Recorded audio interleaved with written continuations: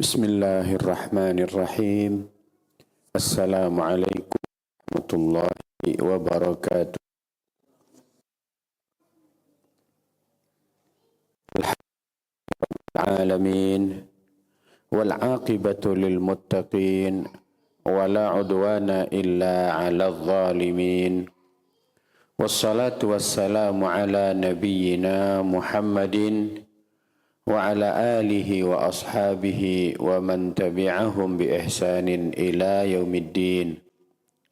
Ashhadu an la ilaha illallah wahdahu la syarika lah wa ashhadu anna Muhammadan abduhu wa rasuluhu la nabiyya ba'dah. Ya ayyuhalladzina amanu taqullaha haqqa tuqatih wa la tamutunna illa wa antum muslimun. Kaum muslimin yang dimuliakan Allah, alhamdulillah kita memuji Allah Rabbul Alamin atas nikmat iman, nikmat Islam, nikmat istiqamah berada di jalan yang lurus. Kita memohon kepada Allah supaya kita dikokohkan berada pada jalan yang lurus. Kita memohon pertolongan kepada Allah agar kita tidak terpeleset, tidak menyimpang dari jalan yang lurus. Kita bersemangat melaksanakan kebaikan. Kita bersungguh-sungguh dalam melaksanakan ketaatan. Akan tetapi kita tetap waspada bahwa kalau kita lengah, iblis bisa saja menjadikan kita terpeleset. Sebagaimana terpelesetnya kaum Khawarij, di mana mereka terlihat secara zahir sebagai orang yang sangat taat dalam beribadah.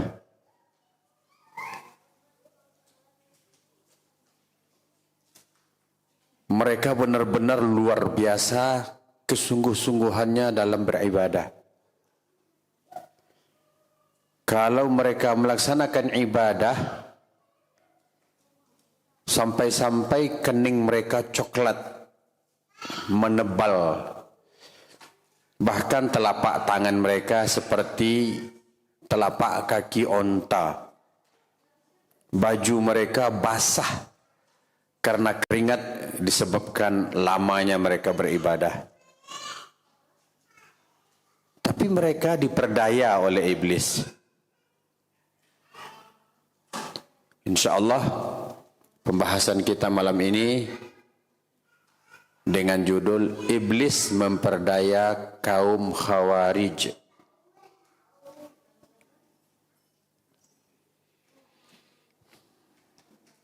Awalul Khawariji wa aqbahuhum halatan Dzil Khuwaisirah. Orang Khawarij pertama dan yang paling buruk keadaannya adalah Dzul Khuwaisirah.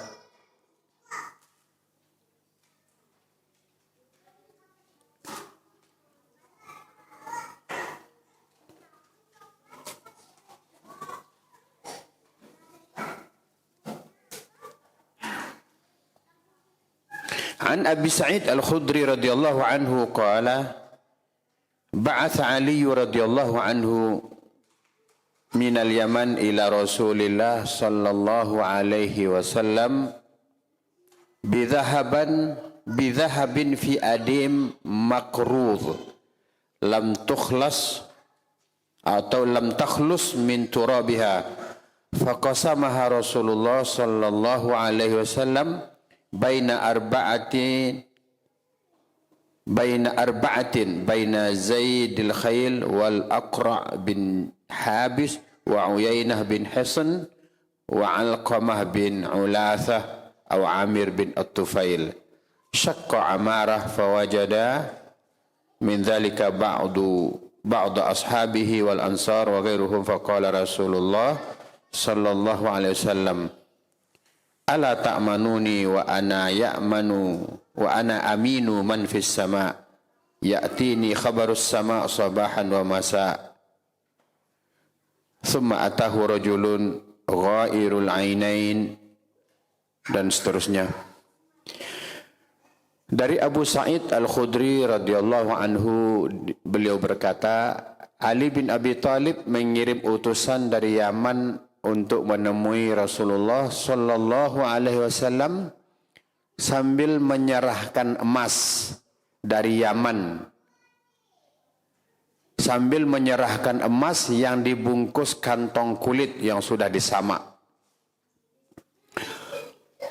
Emas itu masih asli dan belum disisihkan dari campuran tanahnya.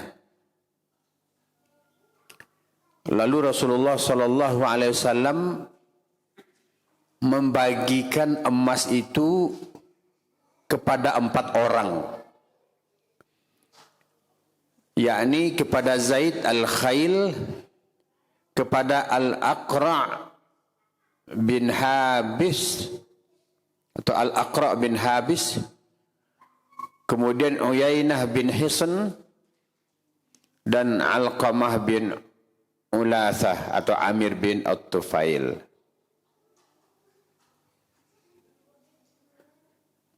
Ada yang mengganjal, ada yang terasa mengganjal dalam hati Umarah. Ada seseorang bernama Umarah. Umarah ini laki-laki bukan perempuan. Sebetulnya dia Umarah ini termasuk orang munafik. Karena dia melihat rekan-rekannya dari kalangan Ansar dan yang lainnya memiliki emas atau mendapatkan emas itu. Rasulullah kan sensitif orangnya. Rasulullah merasakan dan beliau bersabda, apakah kalian tidak percaya padaku? Padahal aku adalah dipercaya oleh Zat yang ada di langit, yakni oleh Allah Subhanahu wa taala. Dan kabar langit datang kepadaku pagi dan petang.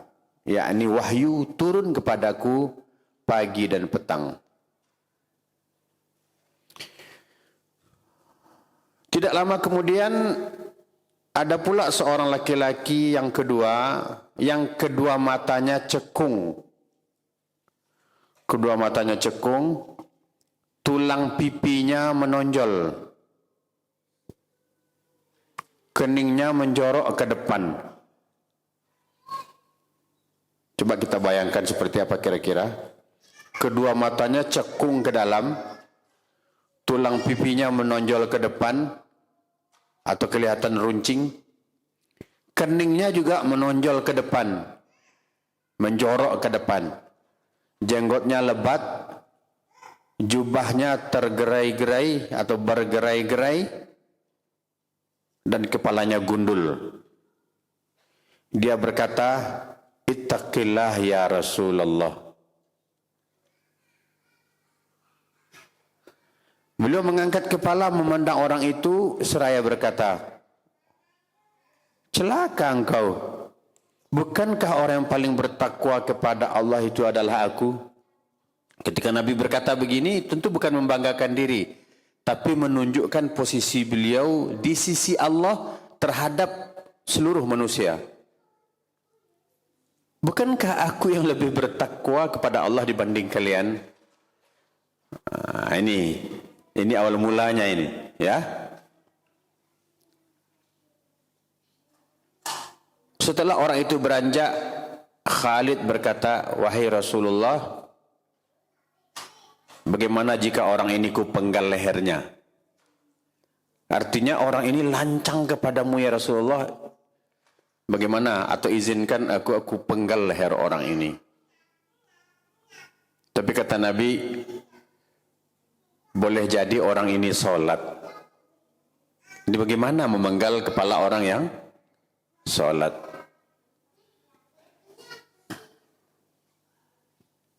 Fala'allahu yakunu yusalli.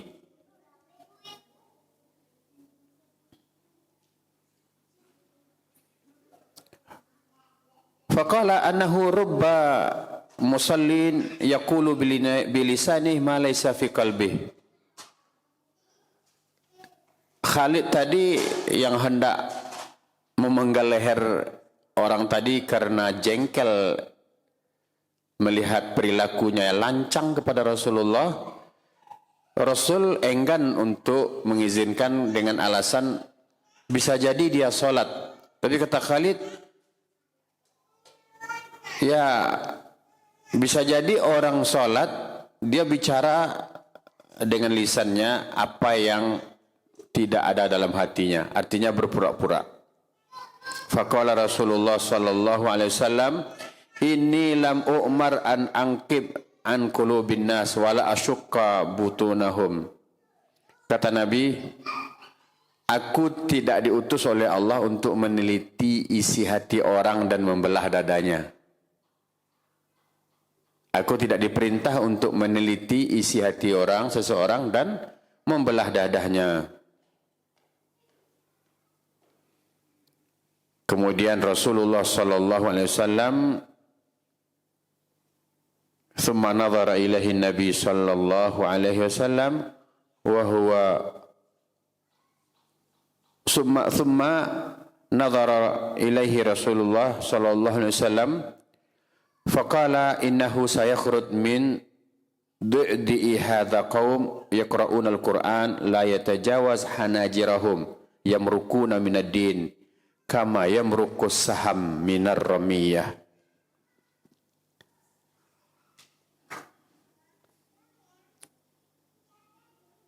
Kemudian Nabi memandang Khalid yang hanya terdiam. Artinya Khalid tentu diam mendengarkan dan tidak membantah perkataan Rasulullah.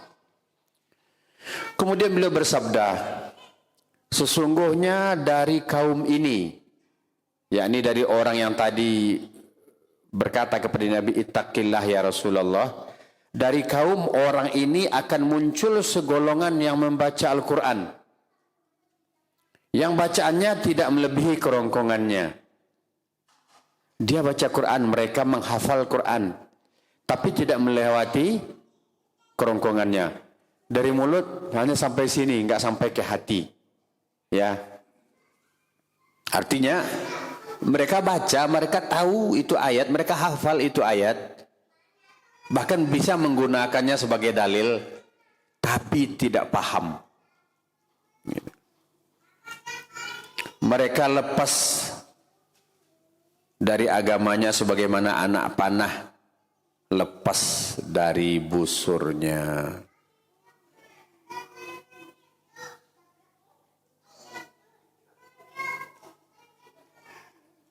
Orang tersebut siapa? Dia adalah Zul Khuwaisirah At-Tamimi. Inilah Khawarid pertama. Seburuk-buruk Khawarid, secara fisik saja sudah buruk. Ya. Mata cekung ke dalam, kening menjorok ke depan, kepala botak, tulang pipi runcing menjorok pula ke depan. Seburuk-buruk makhluk.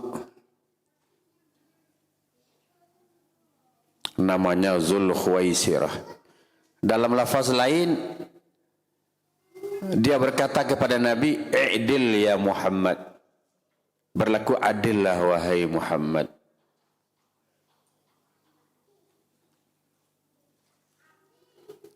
Sampai di sini kita bisa memahami betapa lancangnya orang ini. Kepada Rasul sallallahu alaihi wasallam saja dia bisa lancang, apalagi kepada siapa saja setelah Rasulullah sallallahu alaihi wasallam. Hadha ar-rajul yuqalu lahu Dzul Khuwaisirah At-Tamimi, wa fi lafdhin annahu qala lahu i'dil, faqala wailak wa may ya'dil idza lam a'dil. فهذا أول خارجي خرج في الإسلام وآفاته أنه رضي برأي نفسه ولو وقف للعلم أنه لا رأي موفق la ra'ya fawqa ra'yi Rasulullah sallallahu alaihi wasallam. Inilah Khawarij pertama dalam Islam. Disebutkan di awal oleh Imam Ibnul Jauzi Al-Baghdadi dalam kitab Talbis Iblis. Tahu tidak kejelekan orang ini? Tentu juga para pengikutnya. Mereka memandang pendapatnya sendiri yang betul, bahkan melebihi pendapat Rasulullah sallallahu alaihi wasallam. Padahal tidak ada perkataan, pendapat atau setelah firman Allah, tidak ada pendapat dan perkataan yang tinggi selain pendapat dan perkataan Rasulullah sallallahu alaihi wasallam. Wa atba'u hadzal rajul humul ladzina qatalu Ali ibn Abi Thalib radhiyallahu anhu. Dan pengikut orang inilah yang nantinya yang membunuh Ali bin Abi Thalib.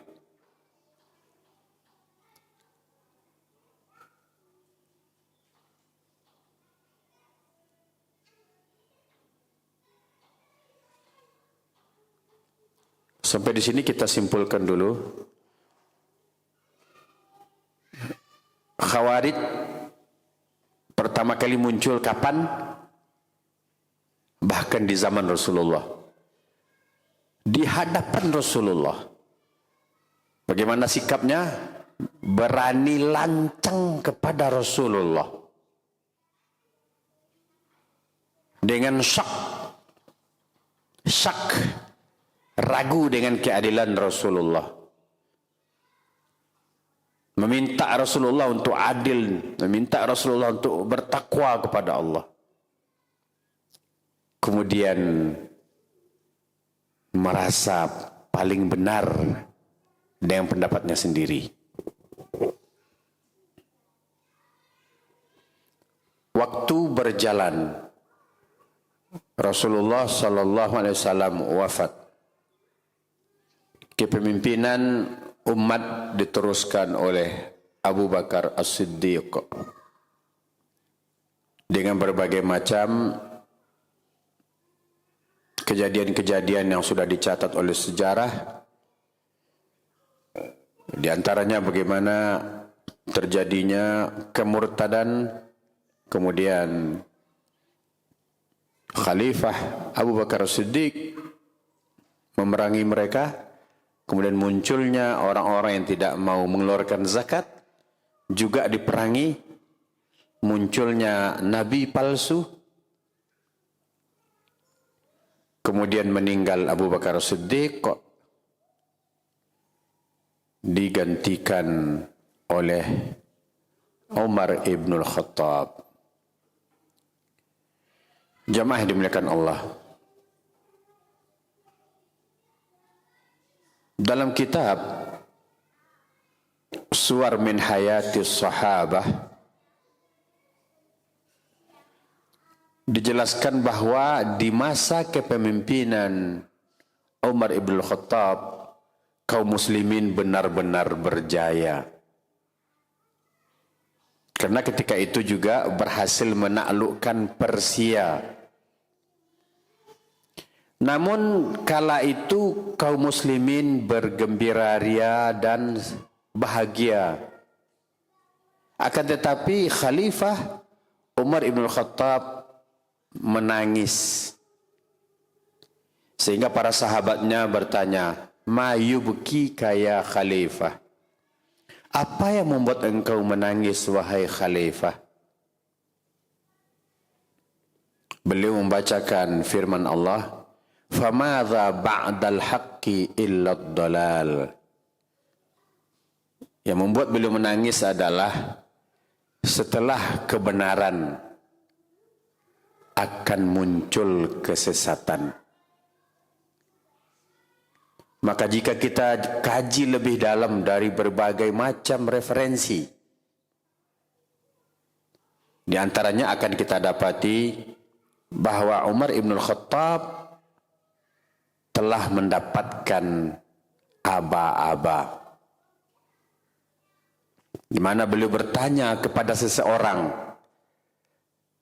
siapa di antara kalian yang mendengar sabda Rasulullah sallallahu alaihi wasallam tentang fitnah?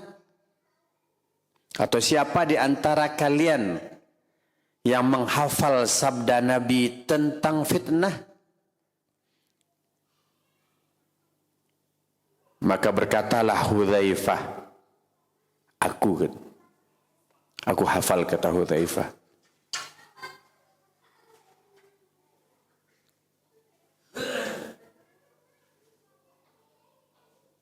Kemarilah, kata Umar,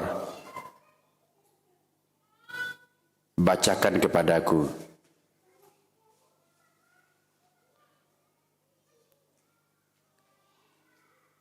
Kata Hudzaifah, enggak masalah bagimu kalau aku katakan, kalau aku bacakan. Enggak apa-apa, kata Umar.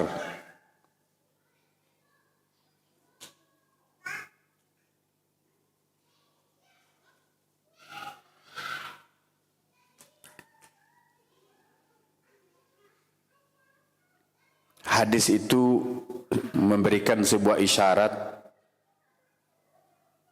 ada pintu yang akan dirusak. Maka tadi Hudzaifah merasa sungkan, kalau aku bacakan kepadamu hadis ini tidak mengapa bagimu? Enggak apa-apa, bacakan. Kenapa? Karena itu hadis Rasulullah. Dan hadis yang akan dibacakan itu isyarat bahwa Umar ibn Khattab akan mendapatkan fitnah. Yakni isyaratnya pintu. Pintu itu dibuka atau dirusak. Maka kata Hudzaifah, dirusak. Tentu itu maknanya adalah Umar ibn Khattab akan dibunuh. Maka dalam kitab Suwar min Hayati Sahabah itu dijelaskan, maka benteng yang kuat setelah Rasulullah, setelah Umar, setelah Abu Bakar As-Siddiq adalah Umar ibn Khattab, dan itulah benteng terakhir. Jika itu sudah dirobohkan, maka fitnah setelah itu akan menyebar luas.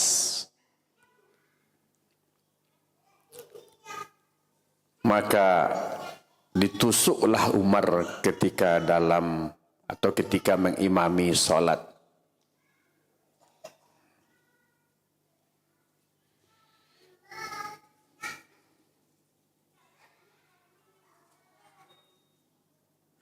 Masya Allah. Orang sholat luar biasa tawakalnya pada Allah. Ya. Orang sholat itu kan berpotensi untuk diapa-apain saja sama orang jahat. Pernah kita lihat video-videonya, imam sedang sholat diserang oleh orang.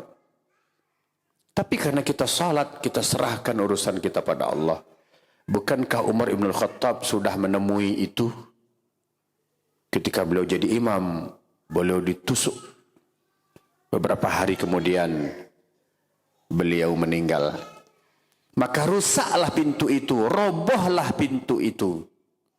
Maka setelah itu tersebar luaslah fitnah. Meninggal Umar ibn Khattab radhiyallahu anhu. Kemudian kekhalifahan dijabat oleh Utsman ibnu Affan.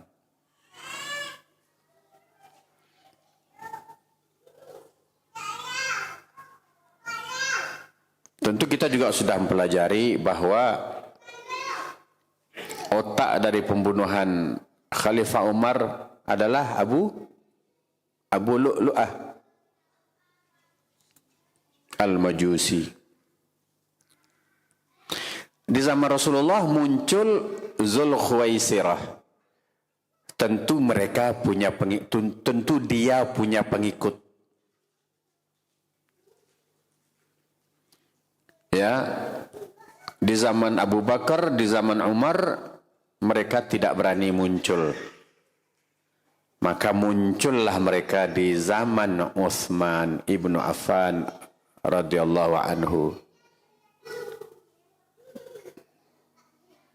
Karena pintu fitnah sudah terbuka, maka mereka muncul di zaman Utsman.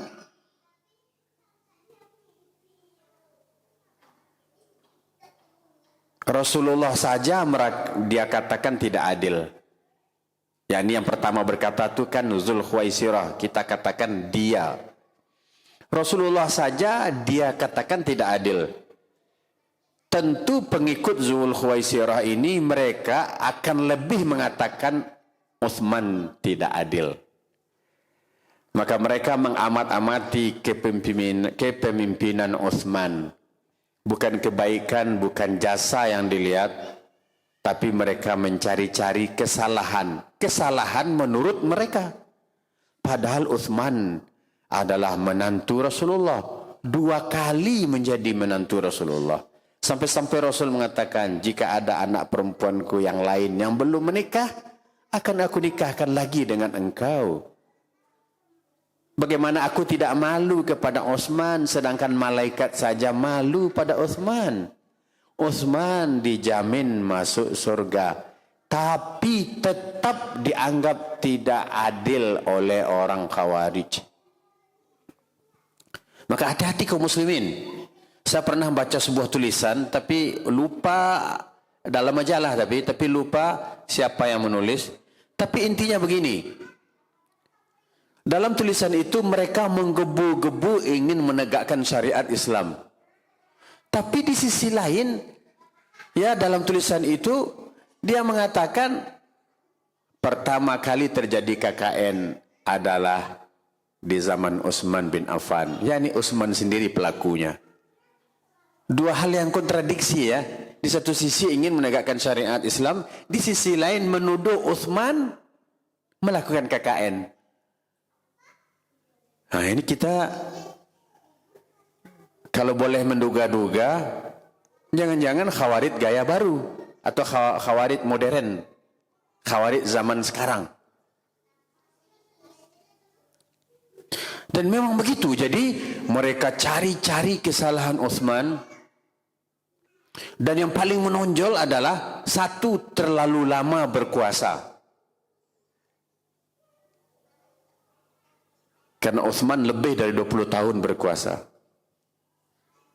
Ya mau 100 tahun berkuasa, kalau bisa menegakkan keadilan, memakmurkan rakyat, memang tidak salah dalam Islam, tidak salah. Yang salah itu ya mungkin dalam teori-teori yang dibuat oleh manusia. 2 periode, 3 periode gitu. Kalau dia bisa memimpin dengan adil, menegakkan hukum-hukum Allah, bisa memakmurkan rakyatnya, mampu, apa salahnya? Tidak dilarang oleh syariat. Nah, di sini kekeliruan pemahaman Khawarij tadi. Utsman dituduh terlalu lama berkuasa.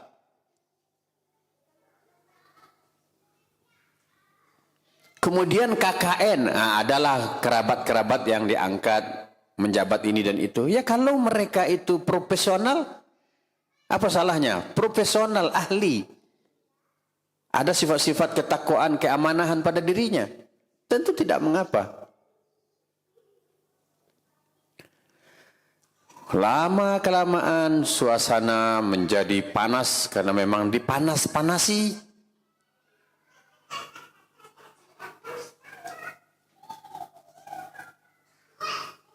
Akhirnya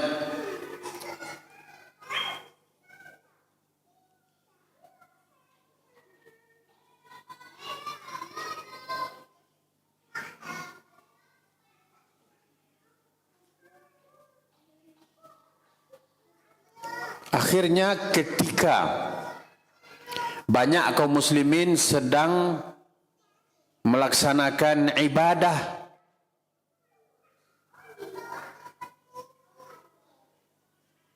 atau sedang berangkat ke Makkah, sedikit di antara para sahabat yang berada di Madinah. Maka ketika itu datang para pendemo dari daerah lain, di antaranya dari Mesir. Demo dengan yel-yel, dengan tuduhan-tuduhan, kemudian mereka berhasil menemui Utsman ibnu Affan. Tapi Khalifah Utsman radhiyallahu anhu berhasil menjelaskan, berhasil menjelaskan dan menjawab dengan jelas terang benderang tuduhan-tuduhan mereka. Akhirnya mereka pun pulang. Dalam perjalanan,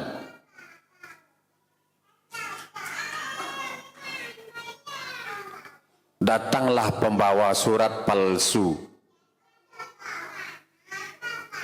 Dia sengaja membuat gerak-gerik yang mencurigakan demonstran yang mau pulang ini. Di tengah perjalanan, tentu demonstran mencegat orang ini. Siapa kamu? Jangan tangkap aku pembawa surat khalifah kepada gubernur Mesir. Tentu mencurigakan apa gerangan isi surat itu. Surat itu, ini surat dusta ya. Surat dusta dari Utsman kepada gubernur Mekah, kepada gubernur Mesir. Kalau orang-orang ini nanti sampai di Mesir, bunuh mereka semuanya. Akhirnya mereka tersulut amarah. Makanya mereka kembali ke Madinah.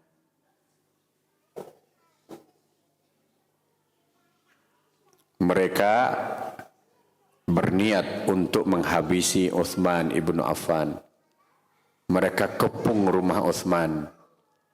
Mereka sumbat atau putuskan saluran air ke rumah Utsman.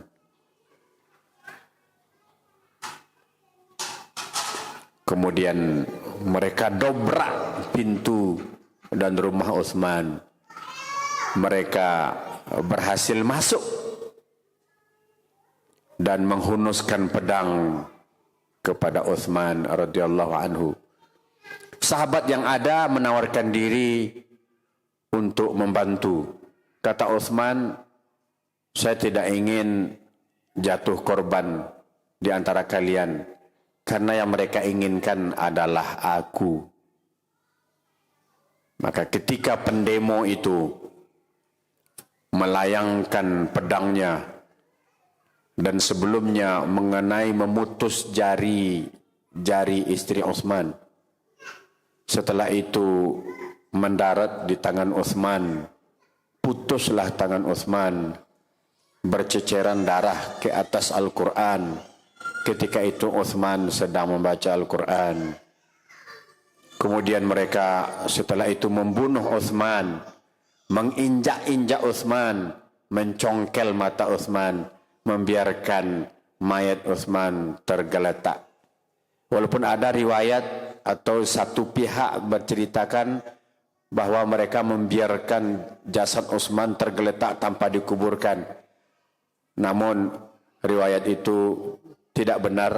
Yang benar tetap dimakamkan beberapa waktu dan tidak terlalu lama sesudah beliau dibunuh. Luar biasa ya.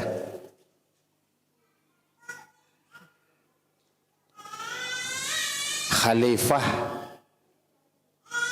dia tuduh tidak adil, sedangkan Rasulullah memuji Utsman. Namun kenapa Utsman bisa sabar? Karena memang sudah dibisikkan oleh Rasulullah ke telinga beliau. Engkau, lebih kurang intinya begini, au kama qala sallallahu alaihi wasallam, engkau masuk surga. Tetapi di akhir hayatmu engkau akan bertemu dengan fitnah.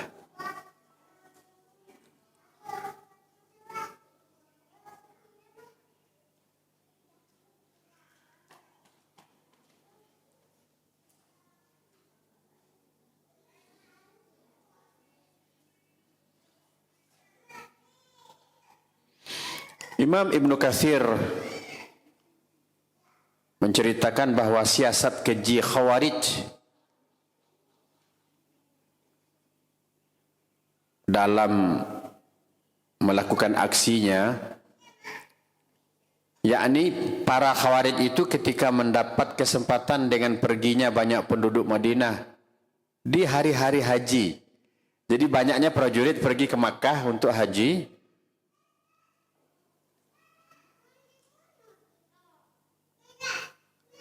Saat inilah yang diintai oleh Khawarij.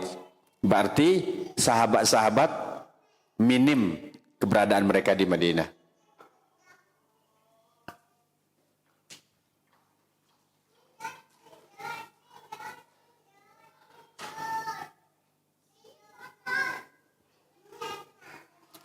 Jumlah demonstran yang datang ke Madinah itu tidak sedikit. Yakni 2.000 orang. Sedangkan keberadaan para sahabat Utsman sangat sedikit. Dan sebahagiannya berada di pos-pos penjagaan di penjuru-penjuru.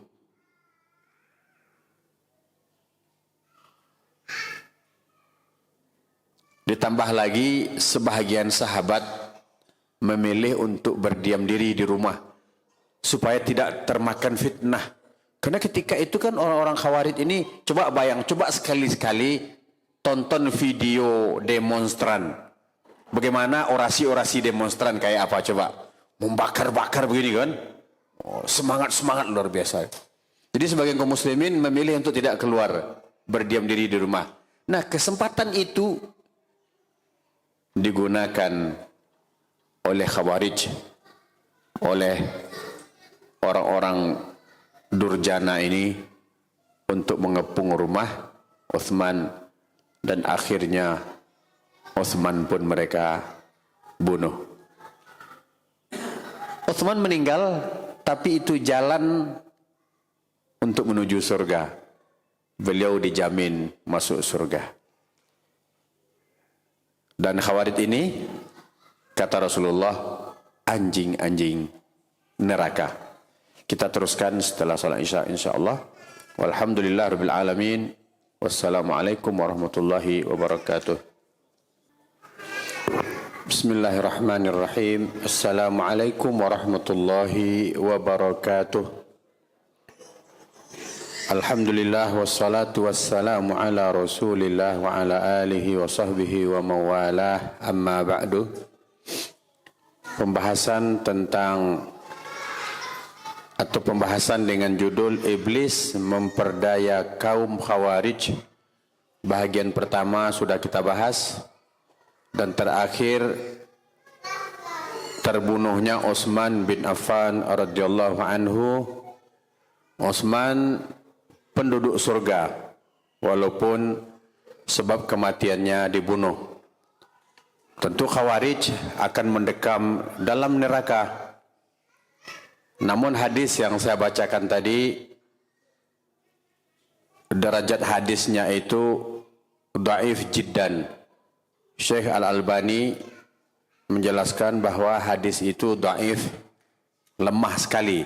yakni al-khawarij kilabu ahlin nar. Derajat hadisnya lemah, jadi tidak bisa disandarkan kepada Rasulullah sallallahu alaihi wasallam.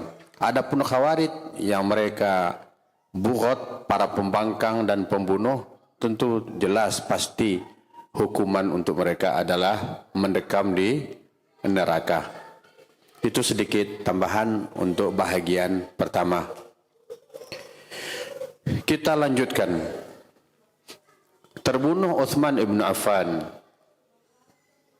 maka kekhalifahan digantikan oleh Ali radhiyallahu anhu, Ali bin Abi Thalib.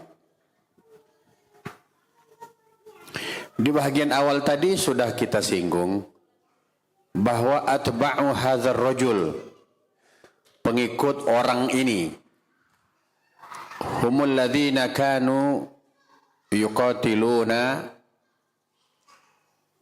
Ali ibn Abi Thalib.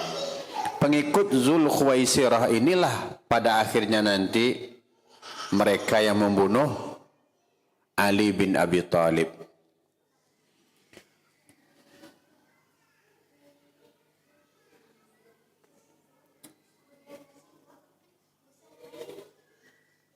Atau mereka yang memerangi Ali bin Abi Thalib.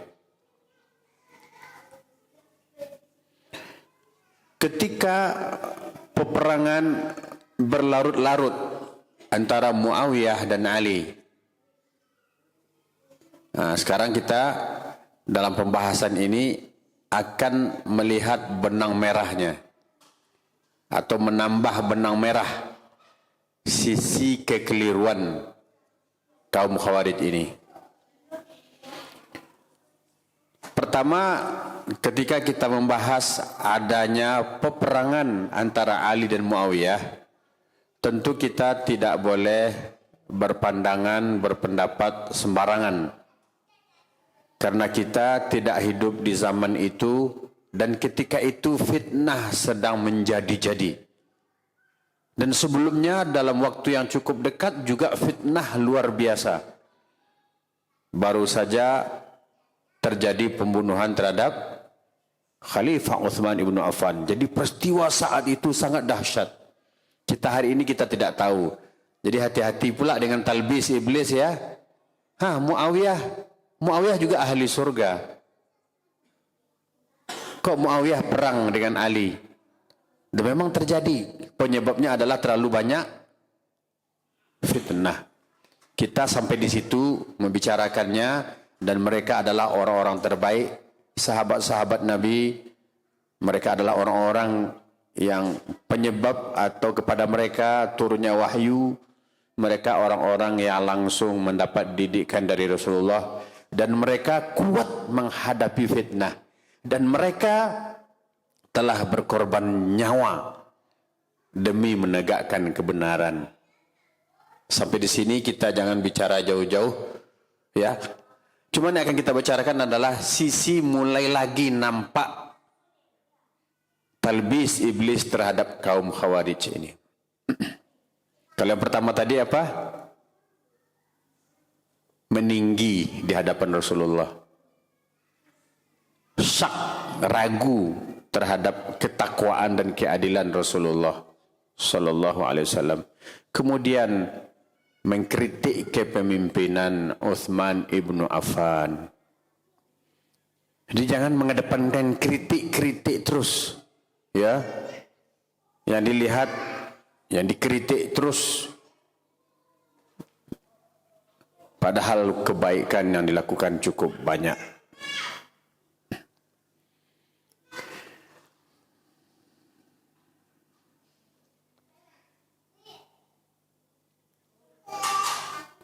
Rekan-rekan Muawiyah radhiyallahu anhum mengangkat mushaf, yakni mushaf Al-Quran, dan mengajak rekan-rekan Ali, yakni pasukan Muawiyah, mengangkat Al-Quran, ya, kemudian mengajak pasukan Ali untuk bermusyawarah, untuk berembuk,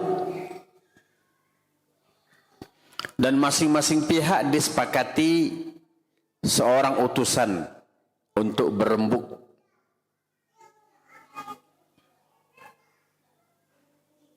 Dan menghalalkan apa yang terkandung dalam Al-Quran. Artinya, mereka mengangkat Al-Quran, inilah hakim kita. Ayo kita selesaikan urusan kita berdasarkan Al-Quran.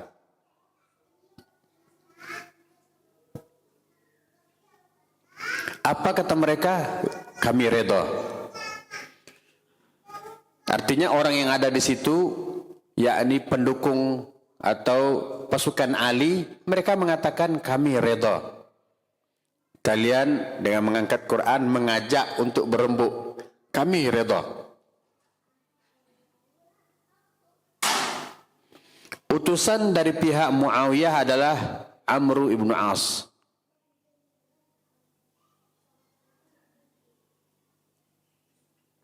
Rekan-rekan Ali dari pihak Ali mengusulkan agar mengutus Abu Musa.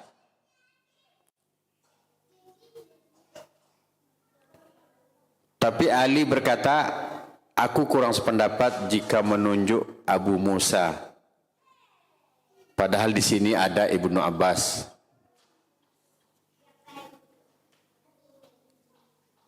Namun ada yang menolak, kami tidak ingin seorang utusan dari pihakmu itu. Akhirnya Ali mengutus Abu Musa.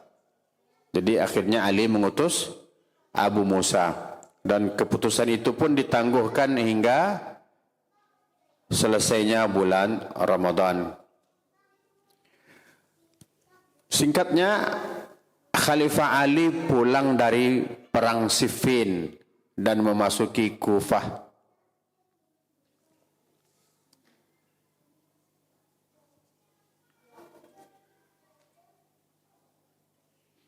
Ada yang tertinggal.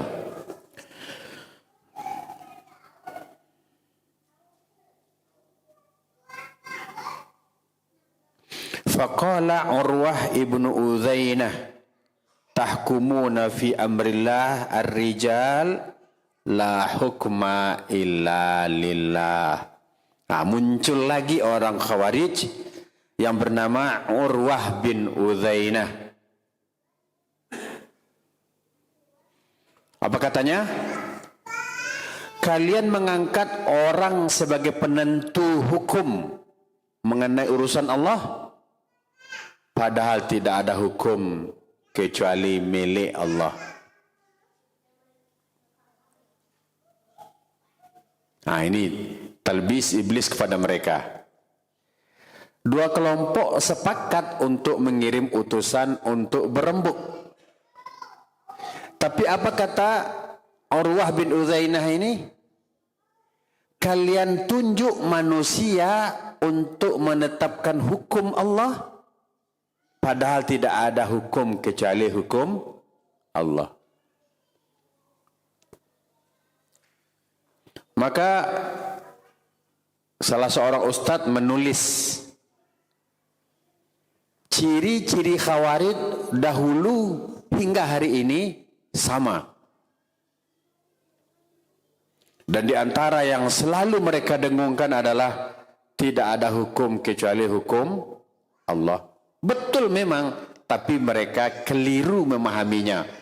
Karena talbis iblis terhadap Khawarij adalah menjadikan mereka keliru memaknai ayat, keliru memahami ayat, keliru menempatkan ayat.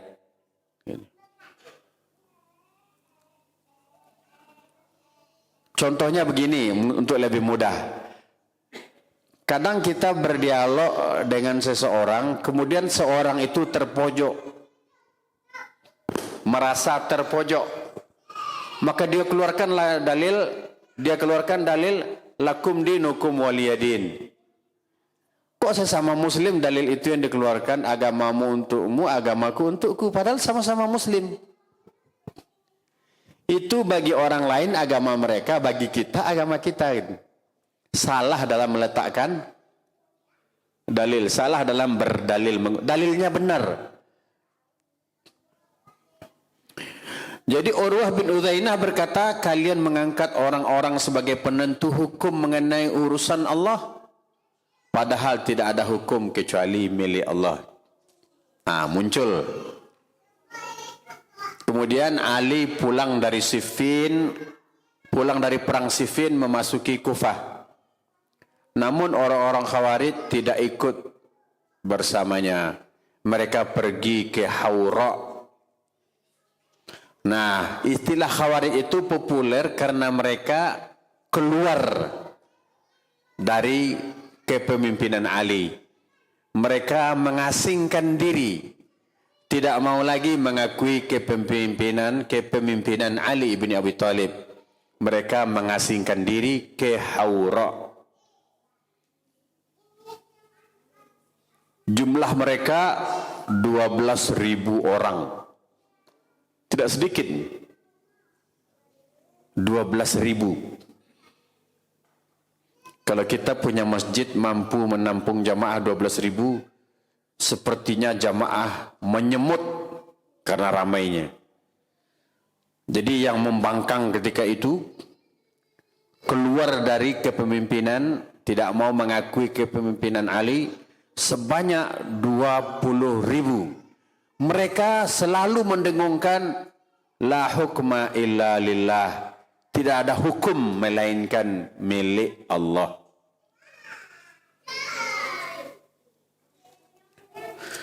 Fanazala biha minhum 12 alfan wa qalu la hukma illa lillah.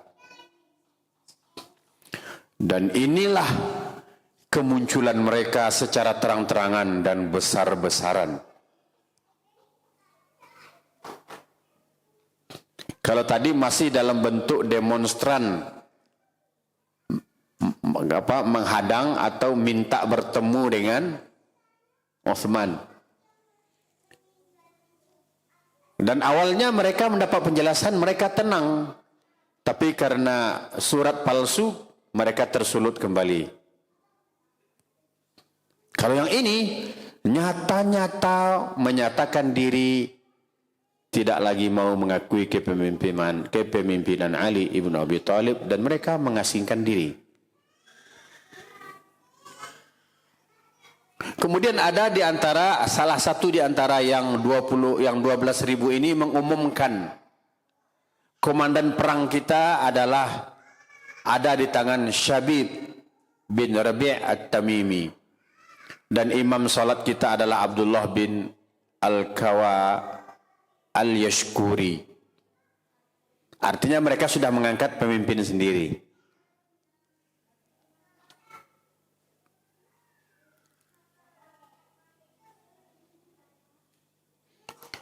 Orang-orang Khawarij tetap melakukan ibadah sebagaimana mestinya. Nah, coba lihat kalau tidak hati-hati, termasuk para penilai, termasuk para peneliti, harus jeli. Para penilai harus jeli. Para pembahas harus jeli. Memang betul mereka tetap menampakkan keislamannya. Bagaimanapun di sisi lain mereka nampak taat dan menampakkan secara berlebihan luar biasa, kalah kita. Tapi di sisi yang sama mereka tidak mengakui kepemimpinan Khalifah Ali bin Abi Thalib. Padahal tidak boleh keluar dari kepemimpinan pemimpin yang sah.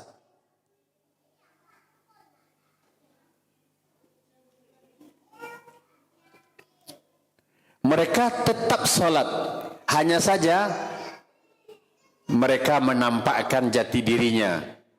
Sama halnya dengan Zulkhuwaisirah, yakni mereka merasa lebih pintar dari Ali bin Abi Thalib. Maka inilah penyakit yang susah untuk diobati. Saya sedikit khawatir dan sedikit mengajak kawan-kawan. Kadang sebagian ikhwan, terutama yang muda-muda, semangatnya luar biasa. Tetapi bagi yang sudah senior dan ilmunya lebih dalam, memandang tindakan-tindakan mereka ini keliru. Telah dibacakan fatwa, dibacakan hadis, dibacakan ayat, dibacakan tafsir, dibacakan pendapat-pendapat ulama, dibacakan nasihat-nasihat ulama, tetap saja mereka nggak mau terima. Padahal katanya udah ikut sunnah.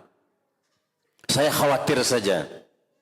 Khawatir saja kawan-kawan seperti ini meniru-niru perilaku orang Khawarij, merasa lebih pintar.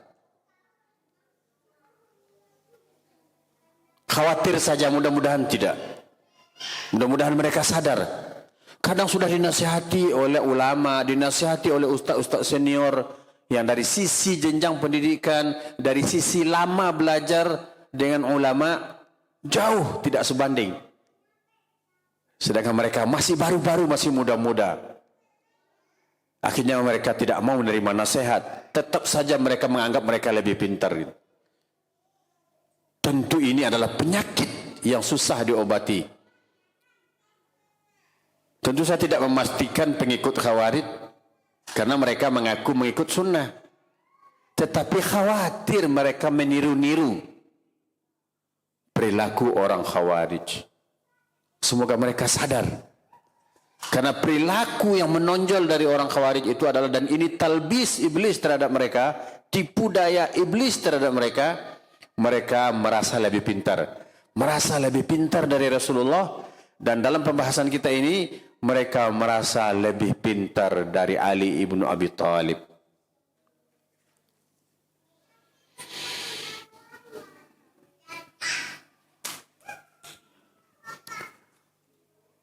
Dari Samak bin Rumail, dia berkata, Abdullah bin Abbas berkata, tatkala orang-orang Khawarij menyatakan untuk memisahkan diri, mereka memasuki suatu tempat,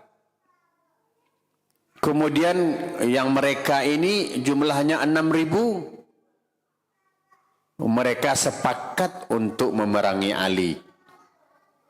Kalau tadi yang mengasingkan diri jumlahnya 12.000. Kalau ini separohnya bertekad untuk memerangi Ali. Padahal mereka sholat, tidak meninggalkan ibadah. Mereka tidak meninggalkan ibadah. Mereka tetap sholatnya lama-lama, panjang-panjang. Sampai berkeringat badannya, sampai tebal kening dan telapak tangannya. Disebabkan lamanya bersujud. Tapi berhasrat ingin membunuh Ali. Dan mereka benar-benar melaksanakan niat itu. Aneh ya? Nah, ini talbis iblis. Dan ini juga tentu akan mempengaruhi orang-orang sesudah itu. Kalau mereka tidak belajar, mereka bisa terimbas pemikiran-pemikiran Khawarij ini. Sudah kita ambil sudah nampak lagi benang merahnya ya. Merasa lebih pintar.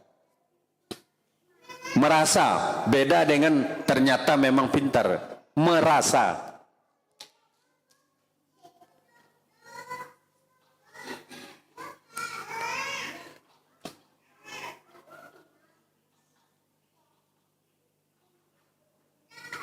Lalu kabar itu sampai kepada Ali bin Abi Thalib. Wahai Amirul Mukminin, mereka akan memerangimu. Ali menjawab, biarkan saja. Ali menjawab, biarin.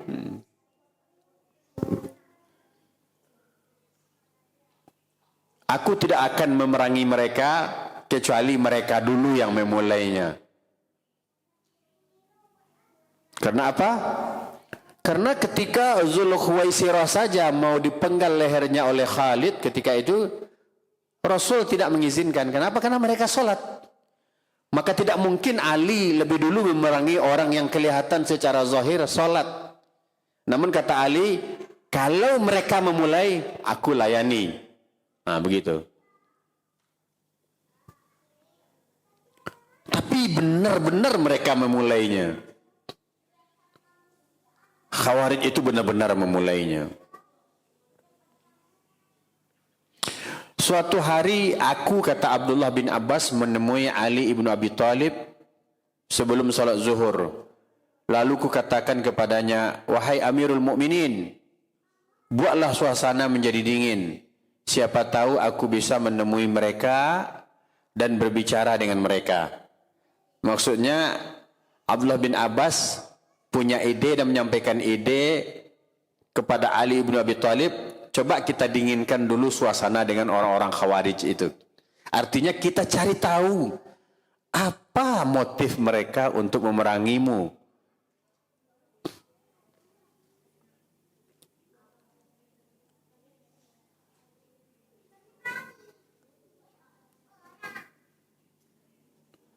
Aku mengkhawatirkan keselamatan dirimu, kata Ali kepada Abdullah bin Abbas. Kata Abdullah bin Abbas, engkau tidak perlu khawatir. Karena aku dikenal halus akhlaknya dan aku tidak pernah menyakiti seorang pun. Artinya Abdullah bin Abbas pun terkenal di kalangan orang-orang Khawarij itu sebagai orang yang baik budi, halus, sopan santun, halus akhlaknya. Gitu. Jadi yakinlah Abdullah bin Abbas kalau aku yang datang ke sana, mereka tidak akan menolak aku gitu. Karena mereka tahu aku selama ini tidak pernah menyakiti siapapun. Jadi engkau enggak perlu mencemaskan keadaanku, kata Abdullah bin Abbas.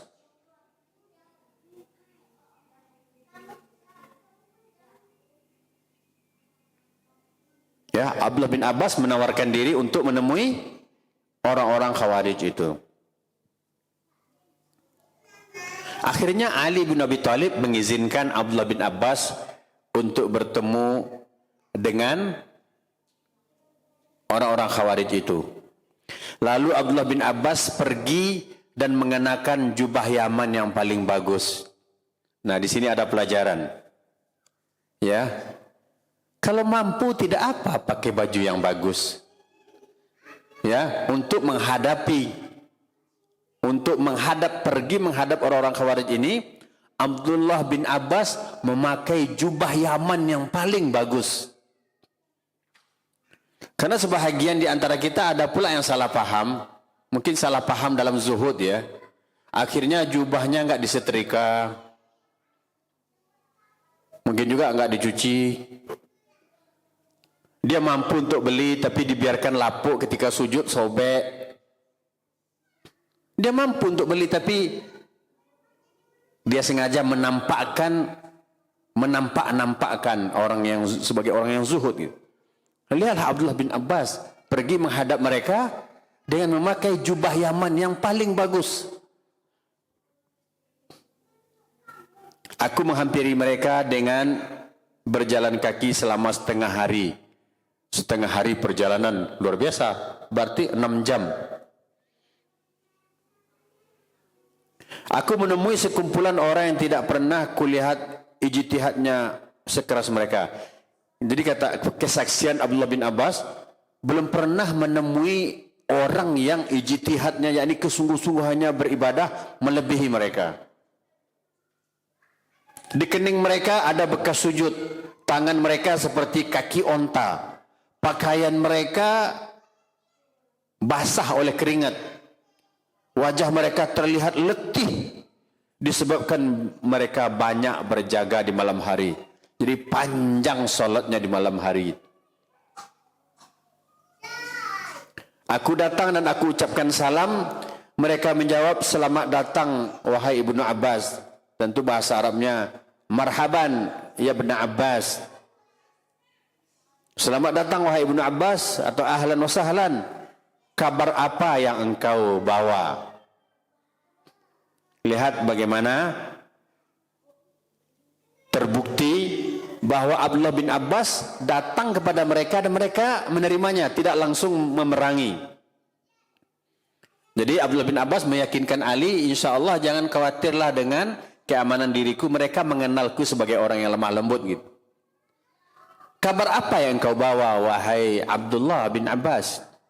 Lihat, walaupun demikian setelah ketemu dengan sasaran, apa kata Abdullah bin Abbas?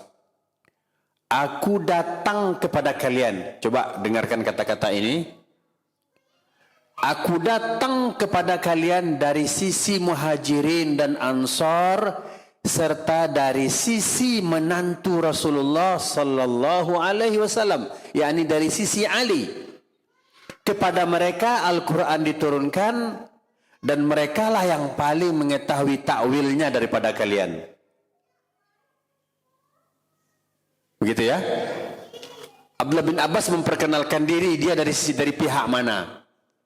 Aku datang kepada kalian dari sisi Muhajirin dan Ansar, dari sisi menantu Rasulullah sallallahu alaihi wasallam, di mana kepada mereka Al-Qur'an diturunkan dan mereka paling tahu tafsir Al-Qur'an itu dibanding kalian. Sebagian di antara mereka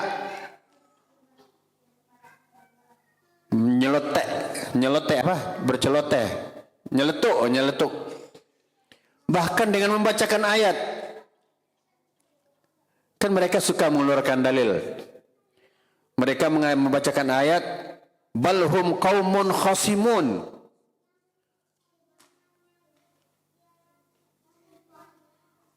Anda usahlah berhadapan dengan orang Quraisy, karena Allah berfirman, mereka itu orang yang suka bertengkar. Ali bin Abi Thalib, Muhajirin kan orang Quraisy. Dikeluarkan ayat, jangan ajak mereka berperang atau jangan ajak mereka ribut karena memang mereka orang suka bertengkar gitu. Sembarang mengeluarkan ayat. Masa sahabat Nabi, menantu Nabi ahli surga diberi ayat kayak gitu. Nampak ya? Salah dalam meletakkan atau menggunakan dalil. Kemudian ada 2 atau 3 orang yang berkata, biarkan kami saja yang bicara dengannya, kalian dengerin aja. Ya, kalian dengerin aja, biar kami yang bicara dengan Abdullah bin Abbas. Kemudian aku berkata kepada mereka, yakni Abdullah bin Abbas berkata kepada mereka, berikan kepadaku alasan mengapa kalian memendam dendam terhadap menantu Rasulullah sallallahu alaihi wasallam. Kepada orang-orang Muhajirin dan Ansar, padahal kepada mereka lah Al-Quran diturunkan. Sementara tidak seorang pun di antara kalian yang termasuk golongan mereka. Dan mereka pun lebih tahu tentang tafsiran ayat dibanding kalian. Berikan alasan, kata siapa? Abdullah bin Abbas. Mereka menjawab, ada 3 alasan. Nah, lihat, dari 3 alasan ini, dari sini kelihatan kebodohan orang Khawarij ini. Kelihatan kesesatan mereka. Yang pertama, karena Ali mengangkat beberapa orang sebagai pembuat keputusan hukum dalam urusan Allah. Nah, jadi mereka menuduh Ali mengangkat beberapa orang untuk membuat keputusan dalam hukum Allah, padahal la hukma illa lillah. Keluar lagi dalil itu. Padahal tidak ada hukum kecuali milik Allah. Bagaimana manusia bisa membuat hukum padahal telah ada firman Allah, katanya. Coba bayangkan kalau ada yang mendoktrin anak muda yang belum pernah belajar agama. Maka doktrin itu bisa masuk 100%. Tidak ada hukum melainkan hukum Allah. Bagaimana mungkin seseorang menetapkan hukum padahal ada ayat Allah? Sampai di sini bisa banyak anak muda terfitnah. Hati-hati.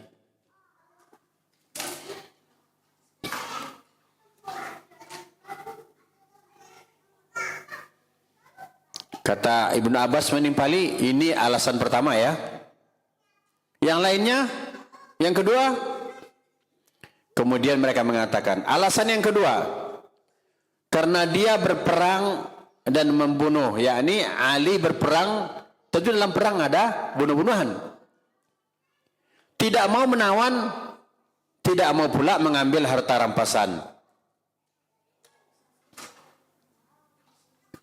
Ya, ini ketika perang dengan siapa? Dengan Aisyah.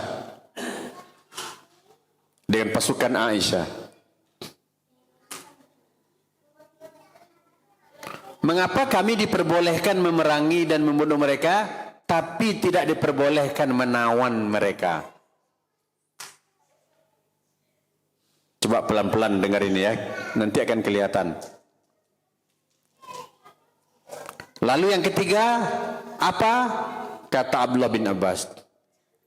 Mereka menjawab yang ketiga, karena Ali menghapus sebutan Amirul Mukminin dari dirinya. Sebab kalau bukan Amirul Mukminin, Amirul Kafirin dong. Hah? Karena Ali menghapus sebutan Amirul Mukminin dari dirinya. Maka kalau bukan Amirul Mukminin, tentu Amirul Kafirin. Nah, ini 3 alasan kenapa mereka ingin balas dendam kepada Ali dan kaum Muhajirin wal Ansar. Abdullah bin Abbas nantang, masih ada yang lain? Cukup itu saja, kata mereka.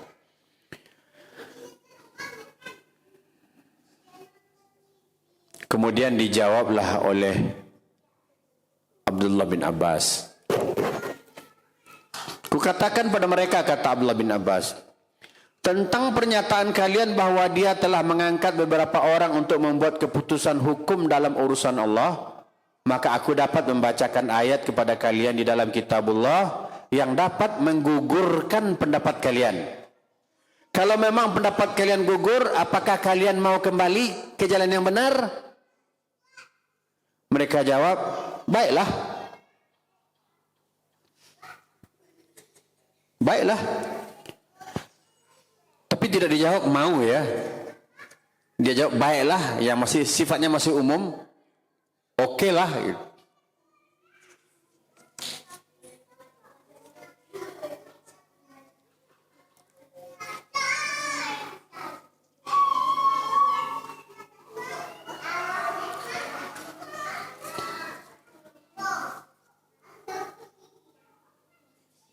Aku berkata, Abdullah bin Abbas berkata, sesungguhnya Allah telah menyerahkan keputusan hukumnya kepada beberapa orang untuk membayar 4 dirham sebagai ganti pembayaran seekor kelinci sebagaimana firman Allah, dan janganlah kalian membunuh binatang buruan. La taqtulus sayda wa antum hurum. Janganlah engkau membunuh binatang buruan ketika kalian sedang ihram, dan seterusnya hingga akhir ayat. Begitu pula tentang wanita dan suaminya, yakni yang cekcok rumah tangga. Allah berfirman, wa in khiftum shiqaqa bainihima fab'atsu hakaman min ahlihi wa hakaman min ahliha. Ya, jika kalian khawatir ada persengketaan antara keduanya, suami yang tadi cekcok ini, artinya tidak dapat solusi, maka kirimlah seorang hakim dari keluarga laki-laki, seorang hakim dari keluarga perempuan, dan seterusnya sampai berakhir ayat An-Nisa ayat 35. Kemudian Abdullah bin Abbas berkata lagi, maka ku pertanyakan kepada kalian atas nama Allah, apakah kalian juga mengenal keputusan beberapa orang juru damai untuk mendamaikan antara kalian dalam melindungi darah kalian? Lalu manakah yang lebih utama dengan keputusan hukum mereka tentang seekor kelinci dan wanita?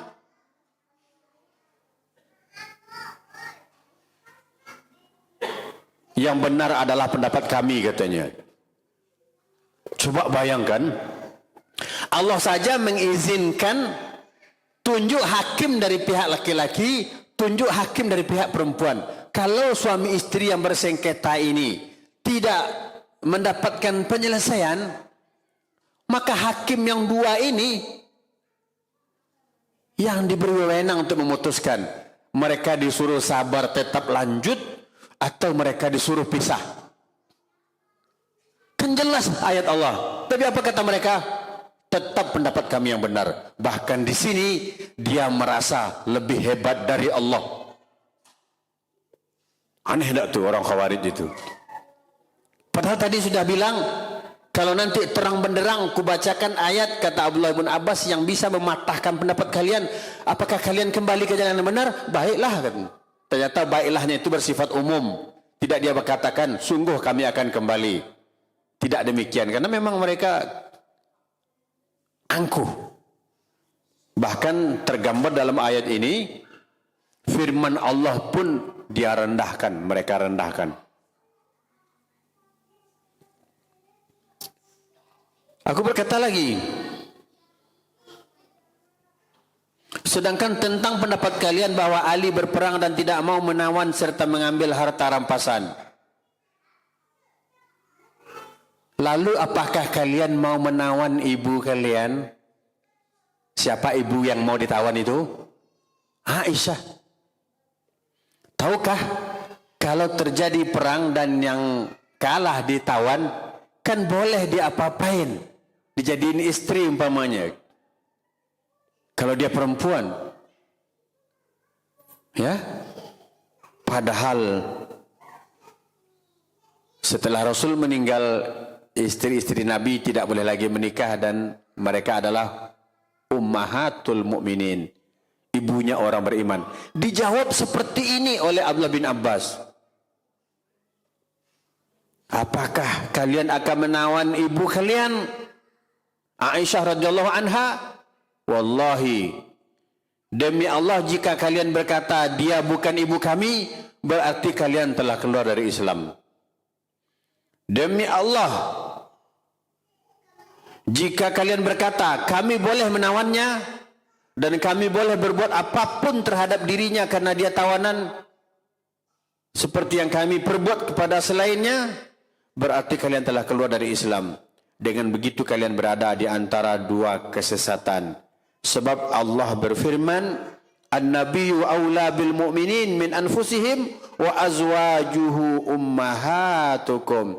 Sebab Allah sudah berfirman, Nabi itu hendaklah lebih utama bagi orang-orang mukmin dari diri mereka sendiri dan istri-istrinya adalah ibu mereka. Kutanyakan kepada mereka, apakah memang kalian keluar dari hal ini? Mereka menjawab, benar. Kata Ali, kalau kalian mau menawan ibu kalian, berarti kalian telah keluar dari Islam.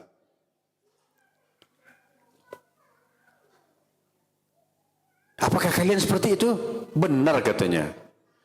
Berarti atas pendapat perkataan begini, maka ada di antara ulama yang mengatakan bahwa kaum Khawarij itu telah keluar dari Islam dan kafir gitu. Walaupun yang lain ada yang mengatakan belum kafir, tapi bughat, pemberontak besar, pendurhaka besar. Walaupun secara zahirnya nampak orang yang taat. Benar kata mereka, coba. Artinya apa? Mereka tetap membenarkan pendapatnya. Walaupun ayat Quran, firman Allah dibacakan. Mereka sombong, merasa tinggi. Bahkan meninggi di atas ayat Allah. Kemudian yang ketiga.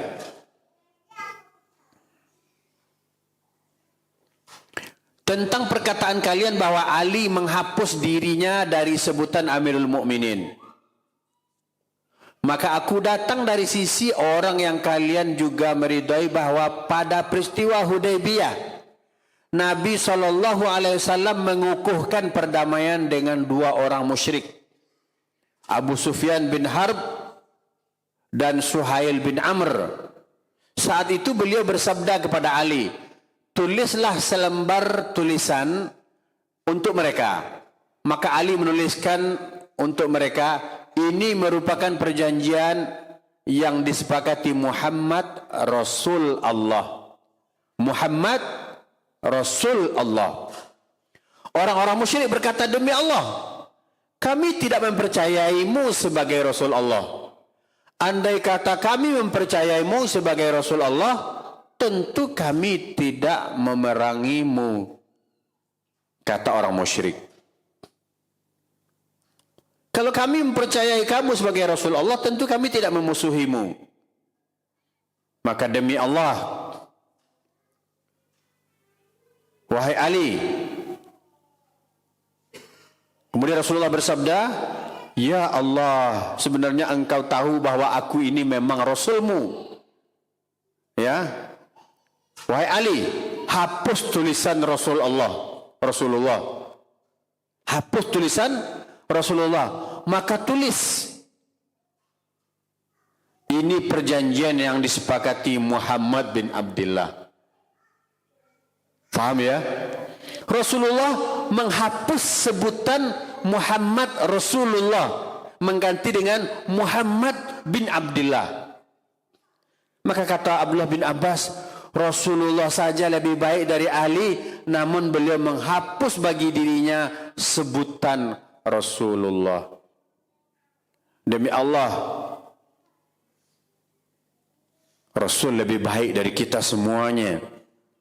Ibnu Abbas berkata, akhirnya ada 2.000 orang di antara mereka yang bertaubat.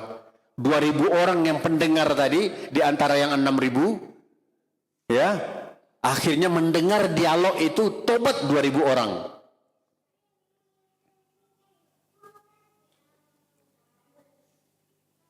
Dan yang lainnya berusaha untuk kembali, tapi dibunuh. Yang lainnya berusaha untuk kembali ke jalan yang lurus, tapi dihalangi dan dibunuh. Dibunuh oleh rekan-rekannya sesama Khawarij.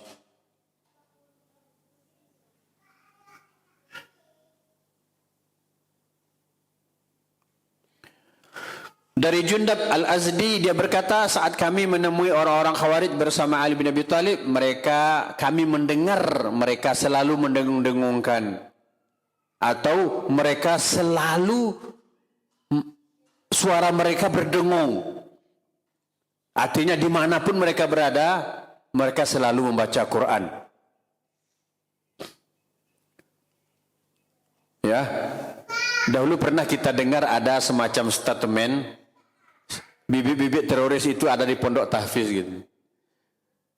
Ya tentu apabila pondok tahfiz itu tidak dibina oleh orang yang faham sunnah, yang tidak tahu hukum-hukum Allah, yang tidak mengerti, bisa jadi kedok saja menghafal Quran gitu. Bisa jadi, tapi tentu tidak pukul rata ya. Di tengah mereka keluar suara berdengung karena bacaan Al-Quran.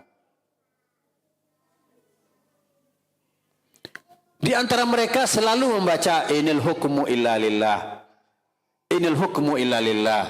Tidak ada hukum melainkan hukum Allah. Agak lama sekarang boleh ya. Agak lama, ini menarik sekali.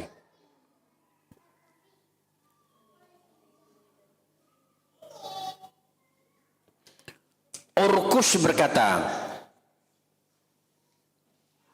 kalau begitu bertaubatlah dari kesalahanmu dan tariklah kembali keputusanmu tentang kami serta bergabunglah bersama kami menghadap musuh hingga kita bersua Allah.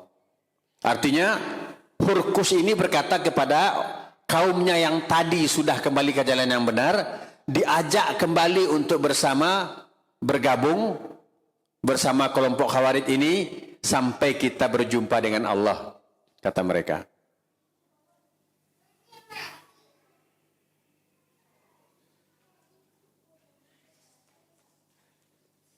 Jika ada orang yang mengangkat beberapa orang untuk membuat keputusan yang sudah ada dalam kitabullah, maka kamilah yang akan menyerang.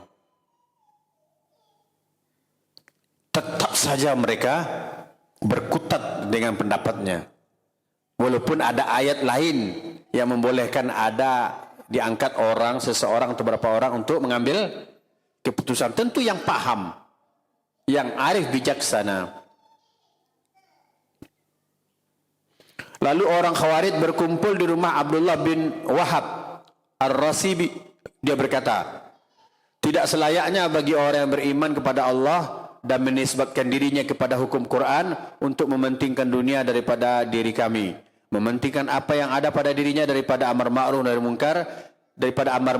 munkar, serta perkataan yang benar. Maka keluarlah bersama golongan kami, kembali mengajak yang lain untuk bersama mereka. Lalu Ali bin Abi Thalib menulis surat kepada mereka. Dua orang yang telah kalian utus kepada kami dan membuat dua keputusan hukum telah menyalahi kitab Allah dan hanya mengikuti nafsunya. Kami tetap mengikuti jejak yang pertama. Mereka membalasnya, sebenarnya engkau tidak marah kepada Rabbmu tetapi marah kepada dirimu sendiri. Jika engkau mau mempersaksikan kekufuran atas dirimu, lalu engkau bertaubat, maka kami masih bisa mempertimbangkan lagi hubungan di antara kita. Jadi, jika tidak, maka kami akan melibasmu. Jadi tetap saja mereka menganggap orang yang tidak sependapat dengan mereka kafir. Jadi, nampak lagi ya, ciri khas Khawarij adalah mengkafirkan semua orang yang berada di luar golongannya. Yang tidak mau bergabung dengan mereka, dikafirkan. Inilah talbis iblis terhadap mereka, yakni mudah sekali mengkafirkan. Nah, ini juga hati-hati. Sekarang media sosial, zaman media sosial, orang-orang kayak kita ini dituduh-tuduh sebagai orang yang mudah mengkafirkan. Bukan kita, orang Khawarij yang mudah mengkafirkan. Sementara Ahlus Sunnah wal Jamaah ala fahmi salaf, tidak boleh bermudah-mudah mengkafirkan seseorang.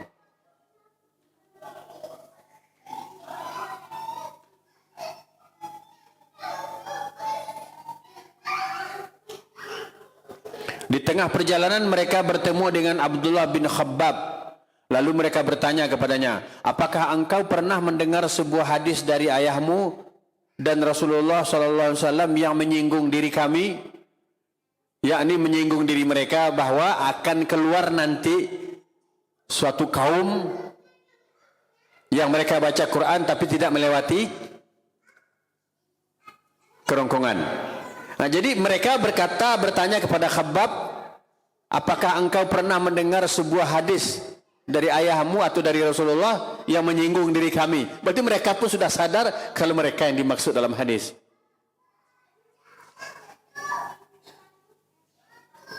Ya, jawab Khabbab. Ya, jawab Abdullah bin Khabbab. Aku mendengar ayahku meriwayatkannya dari Rasulullah sallallahu alaihi wasallam bahwa beliau menyebutkan suatu cobaan yang orang yang duduk saat itu lebih baik daripada yang berdiri. Yang berdiri lebih baik daripada yang berjalan, dan orang berjalan lebih baik daripada yang berlari. Jika engkau mendapatkan yang demikian, maka jadilah hamba Allah yang terbunuh. Artinya menjadi korban, jangan menjadi pembunuh, jadi menjadi terbunuh. Maka mereka berkata, engkau mendengar yang seperti ini dari ayahmu bahwa itu benar datang dari Rasulullah? Benar, jawab Abdullah bin Khabbab. Lalu mereka menyeret Abdullah bin Khabbab ke pinggir sungai lalu memenggal lehernya. Berarti siapa yang khawarij? Yang memenggal lehernya. Abdullah bin Khabbab seperti orang yang dikatakan oleh Rasulullah, jadilah orang yang terbunuh. Siapa yang sesat di sini? Khawarij. Siapa yang benar? Khabbab, Abdullah bin Khabbab.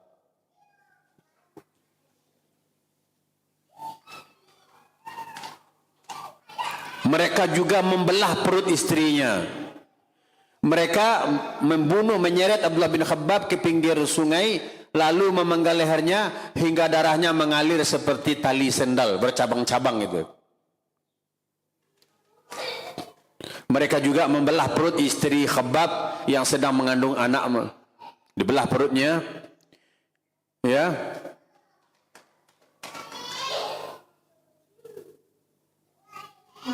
Memang tidak berperi kemanusiaan. Wanita istri Abdullah bin Khabbab pun dibunuhnya. Otomatis bayi di dalam juga terbunuh. Ketiga-tiga orang ini termasuk orang yang disebut Nabi, jadilah yang terbunuh. Saya ingin mempersingkat.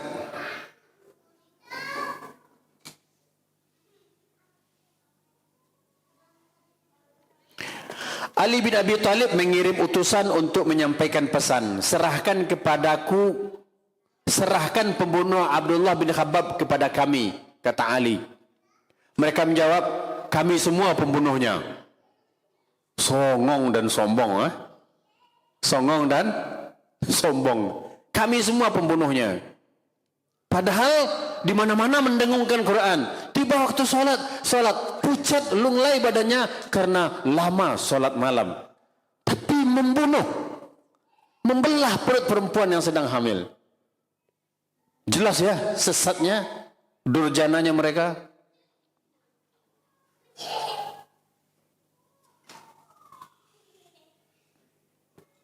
Akhirnya Ali berseru kepada pasukannya, serang mereka. Ya sudah, perang ini.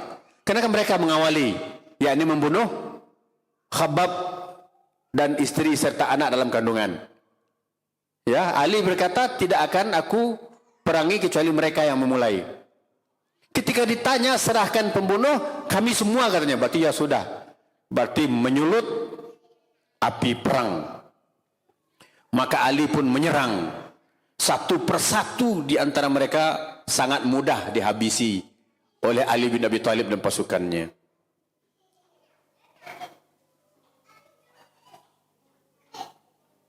Nah, sebahagian yang lain dari antara orang Khawarij itu menyemangati yang lain. Bersiap-siap kalian untuk berjumpa dengan Allah. Padahal sudah berada di jalan yang benar, kepedean. Pede, masih pede akan berjumpa dengan Allah. pergilah ke surga. Nah, begitu menyemangati.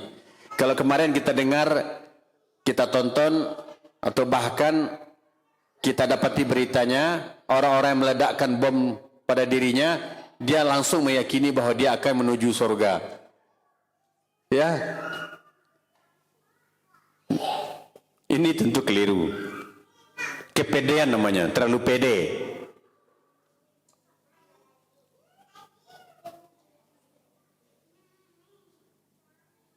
Kemudian Abdurrahman bin Muljam.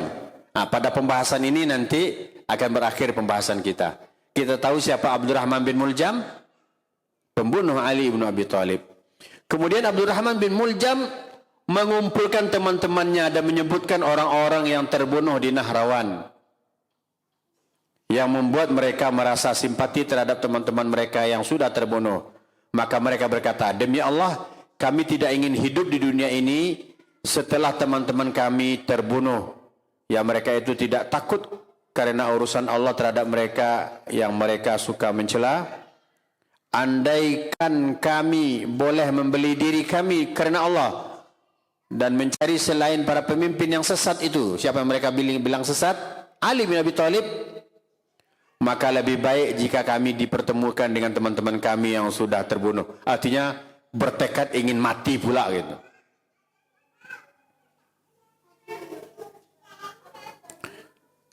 Mulai kita hampir sampai ke ujung pembahasan. Dari Muhammad bin Sa'id bahwa dari Muhammad bin Sa'id dan beberapa syekhnya mereka berkata, ada 3 orang pemuka Khawarij, yakni Abdurrahman bin Muljam,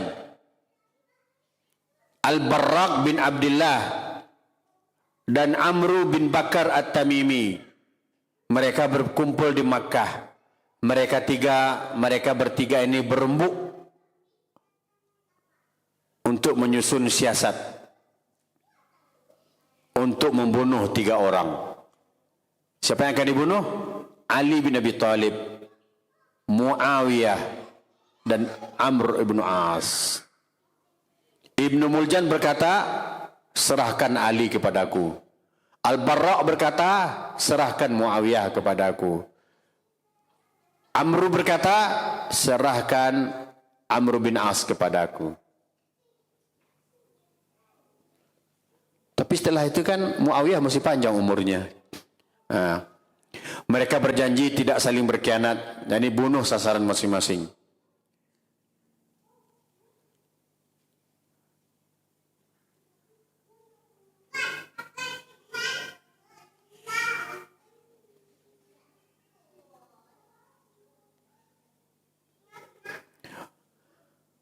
Maka pada suatu malam sesuai dengan rencana Ibnu Muljam untuk membunuh Ali bin Abi Thalib. Saat itu Ali sedang keluar untuk sholat subuh.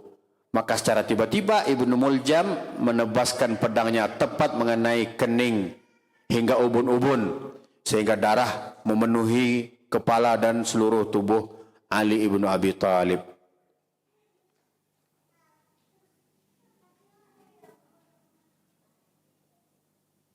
Seraya masih sempat Ali berteriak, jangan biarkan mereka lolos. Setelah orang-orang yang itu mencekalnya, Ummu Kalsum putri Ali bin Abi Thalib berkata, wahai musuh Allah, engkau telah membunuh Amirul Mukminin. Apa kata mereka? Toh aku hanya membunuh ayahmu, jawab Ibnu Muljam. Demi Allah aku benar-benar berharap semoga Amirul Mukminin tidak apa-apa, kata Ibnu Kalsum. Karena memang tidak langsung meninggal. Beberapa hari baru, beberapa waktu setelah itu baru meninggal. Lalu mereka menangis. Demi Allah, aku sudah merendam pedangku dalam racun selama sebulan, kata Ibnu Muljam. Tidak mungkin pedangku itu tidak menyebabkan mati. Yang direncanakan, aku sudah merendam pedangku dalam racun selama sebulan. Jadi ketika ditebaskan akan ada efek racunnya. Dan memang akhirnya Ali bin Abi Thalib meninggal. Karena tadi Ali berkata, memerintahkan jangan biarkan lolos. Pada akhirnya ketangkaplah Ibnu Muljam. Kemudian Ibnu Muljam dihukum. Pertama-tama Ibnu Muljam digelandang keluar untuk menjalani hukuman mati. Pertama, Abdullah bin Ja'far memotong kedua tangannya dan kedua kakinya. Diperlakukan seperti itu, Ibnu Muljam sama sekali tidak merintih kesakitan dan tidak pula berbicara apa-apa. Lalu kedua matanya dicongkel dengan paku yang dibakar. Dia tetap tidak merintih.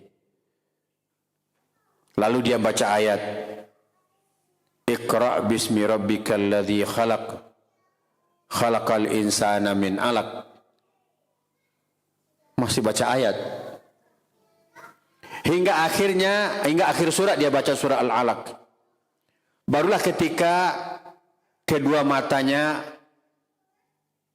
mengalir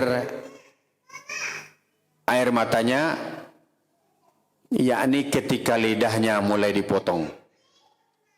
Ketika lidahnya mulai dipotong, mengalirlah kedua air matanya. Mengalirlah air dari kedua matanya dan mulai merintih kesakitan. Kemudian ditanya, mengapa engkau merintih kesakitan? Dia menjawab, aku tidak suka di dunia ini ada orang meninggal dunia seperti aku yang tidak bisa berzikir pada Allah. Masih menampakkan seakan-akan menjadi orang soleh. Masih ingin menampakkan bahwa dia itu orang hebat. Padahal sudah membunuh Ali.